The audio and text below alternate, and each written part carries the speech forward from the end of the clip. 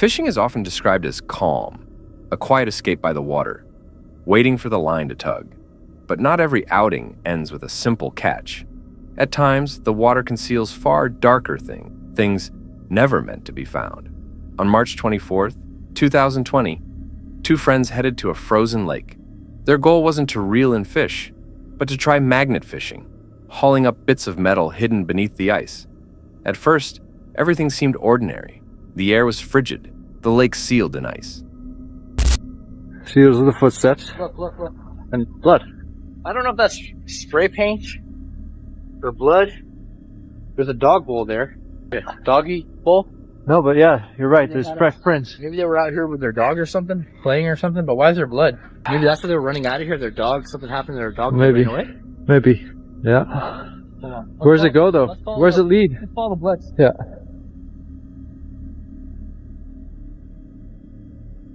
As they made their way along the shore, they spotted something unusual. Fresh tracks in the snow.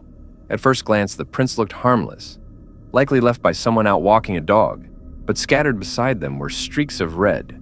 What began as a few small drops of blood grew into larger smears, leading toward a tunnel where the water was still flowing. If you're right, though, I don't want to see that shit. Oh, do you see? Man. Oh, Bro, that's a it's dead just dog. like the deer. Do you smell that? I don't know if it is a dog, but there's a dead animal in there. Huh? Well, don't touch it with your bare hand. What the fuck? You got blood on you, man. Fine, there's water here.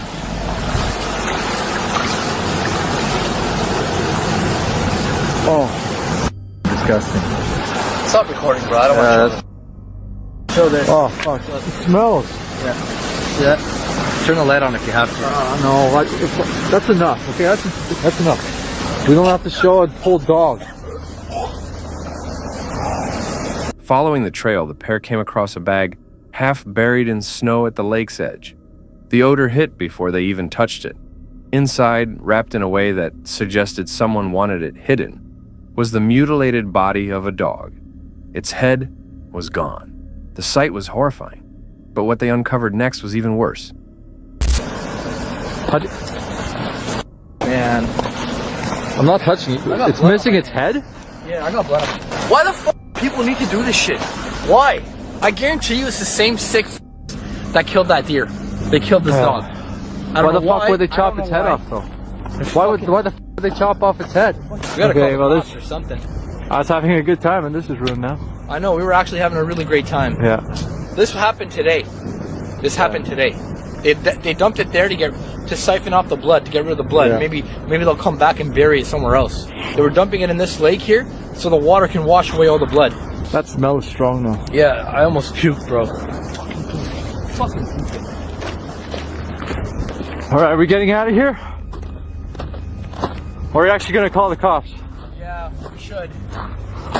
We can bury it. Maybe we can bury it here or something. We'd have to dig a hole though. I don't have a shovel. We don't have a shovel, man. I have a machete. Man, why? I don't get it. What the fuck? Hold on, come here. Bring that camera. Why do people need to do this shit? Even if that was their dog and it was sick, bury it at least. Why cut off his head? You know? They're just sick fucks, man. They're just sick. No normal person would just cut off the head of a dog.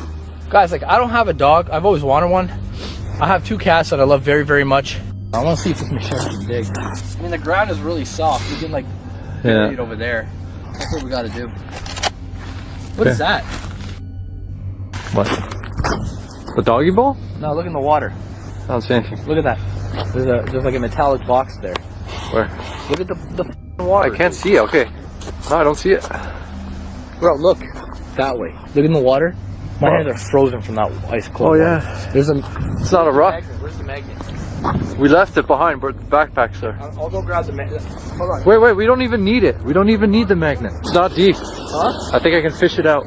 No. No. What? Bro, look at the box. You can't get that on camera? Look what's near it. Look at the red water. There's more blood in that box. Are you kidding? I'm gonna get the magnet. Go get the magnet quick. Look, that's a metallic. Look at that shit. Are you kidding me? There's blood coming out of that box. Come on, man. This. Bro, there's blood seeping out of that box. Here, gimme. Take that. I'm already wet and my hands are red. No, it's cold. My hands are red because they're so cold. You touched that bag too. That's actually probably blood. I never want to come back there again. I guarantee these guys were here to dump this dog, and we showed up. Well, why the f would they put it in a box? Look at all that blood. Yeah, I see it. Put on some gloves or something, man. You should just be touching that with bare hands. This hasn't been here for long, and I guarantee these guys are going to come back for this. Oh, that's heavy. Oh my god. Look at all that blood. You actually think it's a head?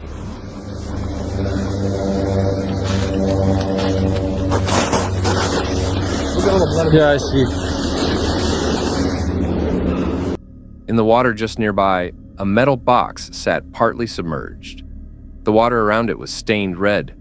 Using their magnet, they pulled it ashore. The box was heavy, leaking fluid. Forcing it open, they discovered the missing head of the same dog. The realization was gut-wrenching. This wasn't an accident. Someone had deliberately killed the animal, dismembered it, and attempted to dispose of the remains in the freezing lake. The scene was fresh, which meant whoever had done this was likely there only hours before. The cold wind whipped across the ice, and the two couldn't shake the fear that the person responsible might still be nearby. While some might dismiss it as a brutal case of animal cruelty, others believed it could point to something even darker, perhaps tied to criminal activity or ritualistic acts. Dumping remains in water to mask blood is a known tactic for hiding evidence. The fact that the head was placed in a separate sealed container raised more unsettling questions. What makes this discovery so chilling isn't only the cruelty, but the timing. The footprints and blood trail implied it had happened just hours earlier. So who had done it? And more disturbingly, had the two stumbled upon the scene while the culprit was still watching from the trees? On June 21st, 2021, the team behind Paranormal Discovery set out on their next expedition, this time into the remote Tangier wildlands of Nova Scotia, a region long associated with Bigfoot sightings. Their goal was clear: venture deeper than ever before into the unmapped mountain terrain in hopes of capturing something unexplained. On the Bigfoot mapping project, there was actually, I think, in the early 1900s, but then again, someone else said it was like pretty recent, the last 5 years.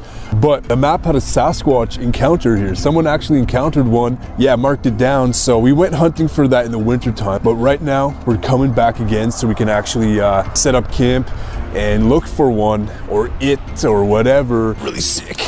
We got the tarp up, didn't film it because it was actually kind of coming down for a bit. Yeah, we wanted to just get it up so we can just have something we can be under at this point in time. So now that everything is good to go, I think the camping night starts. We're gonna get everything, the table, the cookers, I don't know about a bonfire, maybe.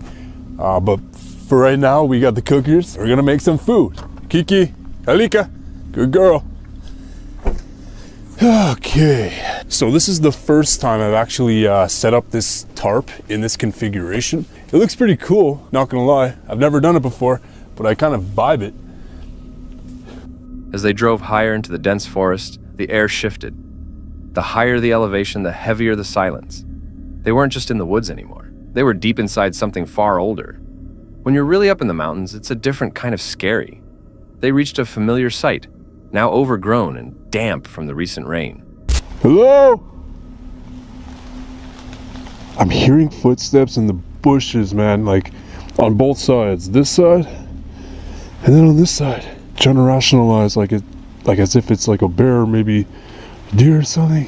What the f is that sound? Like, what was that sound? Bird or cryptid, something. Whatever is here found us.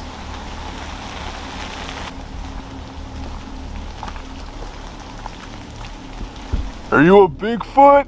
Oh my God. I actually can't even breathe right now. Oh shit. Oh shit. Oh shit, I'm having a panic attack. I'm having a damn panic attack. Okay. As night fell, the crew made dinner, shared stories, and laughed. Even their dog, Kiki, seemed at ease. But that calm didn't last long. Later that night, the lead investigator set out alone with a flashlight and camera. Branches snapped. Low moaning sounds echoed from the trees. Then, something touched his back. Good? Yeah. What happened? Just some weird sounds, really. Yeah, I also heard some weird sounds. Hey, baby. Hey.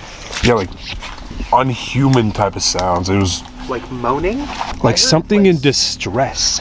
Oh, like I heard some really weird like moaning Oh. that I've legit like never heard before. Yeah, that was weird. It was, Yeah, something's like dying or something in there. I know, right? Or there's like a Bigfoot literally so close to us. Anyways. Say no. Say no? Say no to what? Fetch. It literally just said fetch. Okay, wait. I swear I just heard like something just got thrown. It just said hunt. Yeah. Are we being hunted by something? He rushed back to the group, but the strangeness only escalated. The Spirit Talker app began speaking. Fetch, hunt, say no. They described hearing inhuman moans, footsteps circling the camp, and branches breaking where no one was.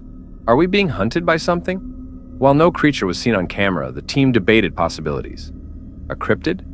An interdimensional entity? Or a spiritual echo trapped in the woods? Nova Scotia is over 60% wilderness. Could something ancient still hide there, just beyond the reach of logic?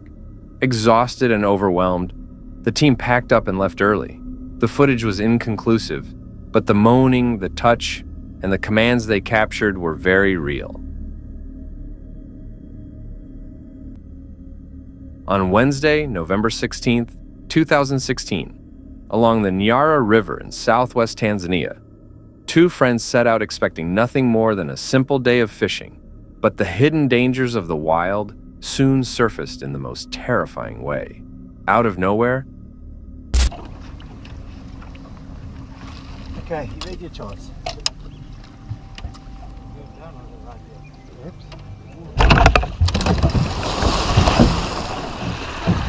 their small boat was hit with enormous force. A massive hippo had slammed into them, nearly flipping the vessel and leaving both men clinging desperately to stay afloat. In a panic, one of them pulled out a handgun, firing warning shots into the water in a frantic attempt to scare the animal away.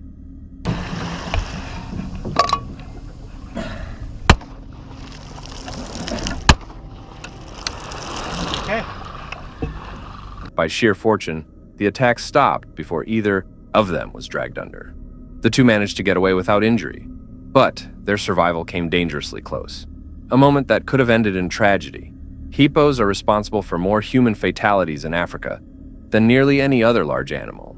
Fiercely territorial and highly aggressive, they can easily overturn boats. In this instance, the gunfire may have startled the hippo, giving the men just enough time to escape. But imagine if they had actually been thrown into the river. Could they have stood any chance against such a powerful creature? Situations like this are a stark reminder of how thin the boundary can be between adventure and disaster when venturing into the wild. For Dan, life on the road was nothing new.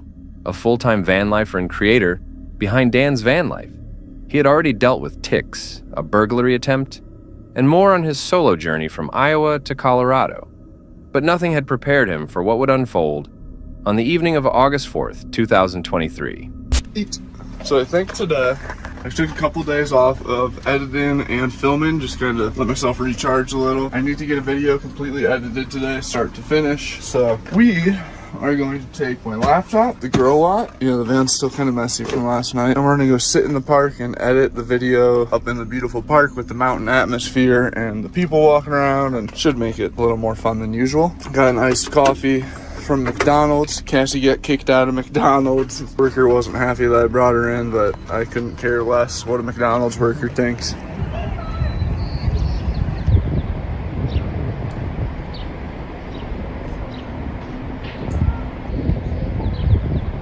That morning started out calm. He edited videos at a park, sipped iced coffee, and watched his dog Cassie relax by his side. Decided we're gonna do a little after dinner walk, take a walk up this road, see if maybe there's a better viewpoint of the mountain behind me, and just check it out. Kind of cool right off the bat. It's like horse poop. There's either a moose or a horse right outside of the van right now, and he just made a scary noise. Or a bear. Holy shit, there's a bear. right outside the van. Hey, bear. He's huge. He's huge. If I wouldn't have said something, he was gonna go in the van. If I wouldn't have hollered, hey, bear, he was about to walk his way right into the van. Stay. Cassie, sit. Sit. Later that day, Dan picked a remote campsite in the Colorado wilderness, hoping for a quiet night. The rain had passed, the forest was still, and the van was parked in solitude. But the peace wouldn't last. After a light dinner, Dan took Cassie for a short walk. As they returned to the van, a low snorting sound stopped him cold. What are the odds of that the second I walk away? What are the odds that the second I walk away from the van, a bear just comes strolling in? What are the odds, dude? I could have stepped out the door right into his face. I could have went eye to eye with that thing. I heard a weird snort noise when I was walking up the trail and looked back, and I could see him through the trees, like looking at me. If I let go, she would chase him all the way down. He was pretty scared of us though, that's good. I didn't get the greatest video of him by the van because I was preparing until I realized that he was looking pretty docile, so I put away the other thing and aimed the camera at him, and glad that I got some of it on footage. So he was huge, man. All right, Cass, you know what? We're not about to walk in the forest. You know, I came out here at this time of night thinking it is the time of night you might see an animal. I'm glad all I had to do was holler at him. Dude, like that was like destiny. I would have walked, if that bear would have been 1 minute behind schedule, me and Cassie would have been up the road far enough to where I wouldn't have saw him or heard him. And I could have came back to the van like totaled from a bear. Could you imagine? Turning his head, he saw it. A massive black bear was less than 20 feet away. Slowly making its way toward the open door of the van, Dan shouted. The bear froze. Cassie stayed still, trained and loyal. The bear seemed curious, not hostile. But had Dan come back a minute later, it would have been inside the van, possibly tearing through everything. He could have walked straight into its face. Dan didn't get the best footage. He was more focused on protecting Cassie than aiming a camera. But what he did capture showed just how easily a peaceful moment could turn dangerous. Had the bear arrived even 1 minute later, Dan and Cassie would have missed the warning signs. Had Cassie been off leash, it might have triggered the animal. Even experienced travelers like Dan can be caught off guard. The encounter was brief. No one was hurt, but the lesson was clear. Always close your van door. Never let your dog off leash. And remember, when you're deep in the woods, you're not alone. What would have happened if Dan had stayed out just 2 minutes longer? Guys, brand new video for Burnin' Eights. It's as you can tell by the title, pretty crazy experience. We wanted to share it with you, and something we never thought would happen, but there'll be a response video coming very soon, so stay tuned.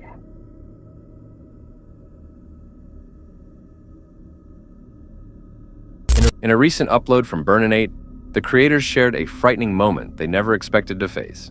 What started as a simple outdoor excursion suddenly took a terrifying turn when a gunshot cracked through the trees surrounding them. Shocked, they froze in place, scanning the forest for any sign of where the sound came from. Unsure of what had just occurred, they chose to continue, hoping it was nothing more than a stray round.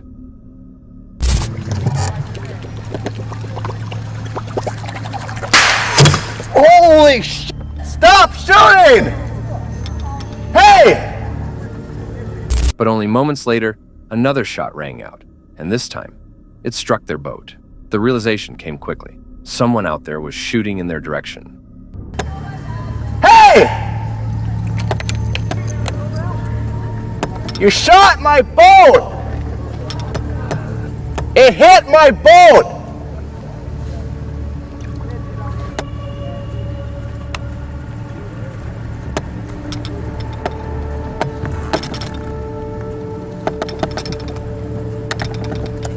A distant voice later insisted the rounds had been aimed only at nearby trees. Still, whether it was an accident or something more deliberate, the danger was undeniable. Fortunately, both of them escaped without harm, yet it's clear how easily one mistake could have turned the situation into a serious tragedy. It remains uncertain if the shooter truly meant to target trees or if the fishermen were intentionally being threatened. Encounters like this bring up disturbing questions about safety in isolated places, where even one reckless act with a firearm can put innocent lives at risk. So, what's your take?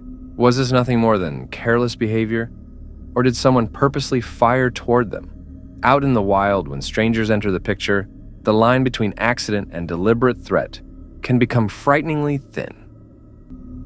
On June 6, 2025, a YouTuber known as Dundee Hikes set out from Islip Saddle for another solo trek through the quiet mountains of California. His channel is typically known for peaceful nature walks, tranquil campsites, and the gentle solitude of the trail. But on this day, his journey would lead to something no hiker ever wants to find. All right, so it's been a couple days since this incident happened, and thought I would try to give you a more coherent account of what happened than just the videos show. I'll show you the videos after I finish talking. There's nothing graphic in there, so no need to worry about that. Anyway, I broke camp at Islip Saddle, and I decided to do like a mile more of road walk before joining the PCT again. As I approached the Javis Memorial Picnic Ground, I noticed there was a single car in the parking lot, and it was backed up to the edge. But what really caught my attention was that the back tires were way up on the embankment. So that caused me to walk over and take a closer look. And that's when I noticed the rope that was tied to the back and disappearing over the edge. While reconnecting with the Pacific Crest Trail, Dundee approached a familiar picnic ground. Only one car sat in the empty parking lot. Its rear tires were awkwardly propped up on the slope, as if someone had deliberately backed it into place. Curious, Dundee approached the vehicle and noticed something strange, a rope tied to the rear, trailing over the edge of the embankment. He filmed a quick clip, casually remarking how odd it was. At first, he walked away, but something didn't sit right. That caused me to walk over and take a closer look. And that's when I noticed the rope that was tied to the back and disappearing over the edge.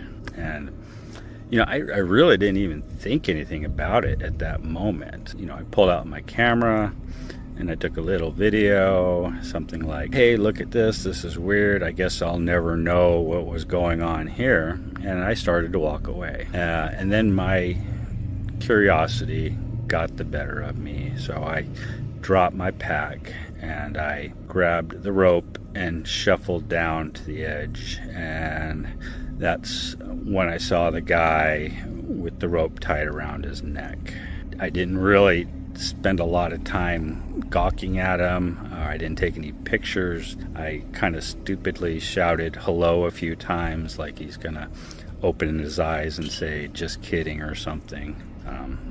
But then I hustled back up to the parking lot and tried to figure out what I was gonna do, because I had no service at all. What he saw left him frozen. Dangling from the end of the rope was a man's body, neck bound, motionless. He shouted, hoping against all logic that it was some cruel prank, but there was no response. He rushed back up the hill. There was no cell service. He hiked back to his camp, pulled out his in-reach emergency device, and contacted the camp host.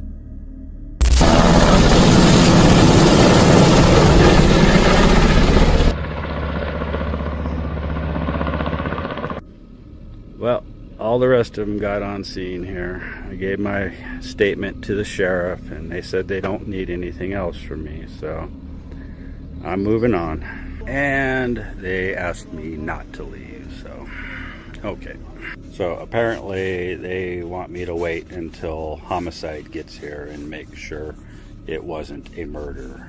I got an update from the sheriff, and he basically said that fire and rescue showed up, said, yeah, he's dead, and left. Now there's someone else. I think it's crime scene, possibly, but they're going to go down and actually examine the body and try to determine if it was self-inflicted or not. Within the hour, a rescue helicopter appeared overhead. It hovered, then veered away, unable to land. Ground teams arrived next. Fire, deputies, homicide investigators. Protocol required Dundee to stay on scene. They needed a statement just to rule things out. Dundee was never considered a suspect, but the gravity of what he had found changed everything. The man's body was eventually recovered. Authorities examined the rope, the car, and the surroundings to determine whether it had been self-inflicted. The details remain undisclosed. For Dundee, the impact was personal. He'd gone looking for quiet. What he found instead was death. As the footage ends, Dundee leaves viewers with a message. If you're in a dark place, please talk to someone. It's a bad day, not a bad life. But for many who hike alone, that message hits differently. Because even out here in the open wilderness, far from civilization, some things still find a way to haunt you.